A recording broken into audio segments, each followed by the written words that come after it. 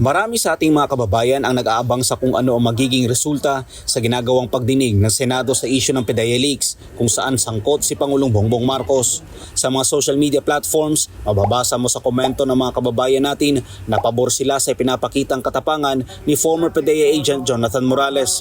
Batid nilang hindi madali ang labang kinakaharap ni Morales, lalo't damay ang Pangulo ng Bansa sa isyu ng kanyang kinasasangkutan. Kung merong pabor, normal lang din na may mga umaalma sa nangyayaring pagdinig dahil para sa kanila, sayang lang daw ang oras na iginugugol ng komite ni Senator Ronald Bato de la Rosa para talakayin ito. Ilan sa mga kritiko ng PDEA leaks hearing sa Senado ay may hawak pang posisyon sa gobyerno tulad ng mambabatas na kumukwestiyon sa pagdinig ng Senado. Ngunit para kay former PDEA agent Jonathan Morales, lahat ng bumabatikos at nagsasabing pag-aaksaya lang ng oras ang pag-imbestiga ng Senado sa PDEA leaks ay siguradong nabayaran.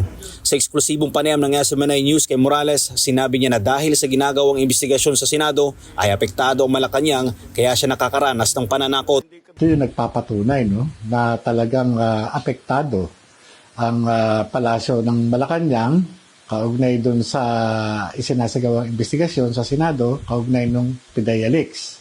At ito yung pagkakaroon ng negosasyon patungkol doon sa planong pagpapatahimik sa akin na wag nang magsalita. At ito yung may mga kaakibat na pananakot na ako ay papatayin, di ba? Sinabi pa ni Morales na kung hindi apektado si Pangulong Marcos kaugnay sa issue ay hindi papalag ang Kongreso maging ang mainstream media. Dito na uuga ang ang administrasyon ni Pangulong Marcos dahil dito sa reaksyon ng Pangulo. Kasi kung hindi sila nauuga diyan, hindi magsasalita ang Kongreso at hindi ito walang maninira sa akin sa Kongreso at yung media. 'Di ba? Hindi nila gagamitin, lalo na yung mainstream media, hindi nila gagamitin 'yan para siraan ako. Kaya sila gumagawa ng ganoon dahil talagang nauuga sila. Anya maging ang pagsupil sa malayang pamamahayag at ang paglitaw ni alias Picoy ay palatandaang pinundohan ito ng gobyerno. Yun yung indicator na yun. Talagang may pondo. May pondo sa pagsusuppress ng katotohanan at may pondo sa laban doon sa pagpapamulat ng taong bayan. May pondo doon sa paglabas nitong si Picoy. Alam nyo, hindi naman nakakapagtaka yan. Yun yung trabaho ng isang action agent.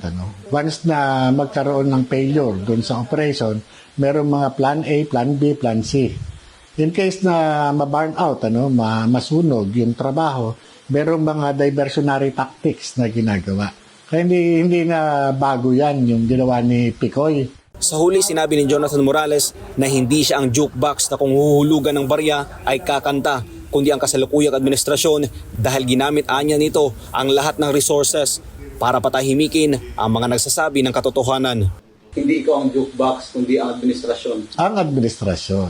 Sila yan. Tignan nyo, mag-isa lang ako.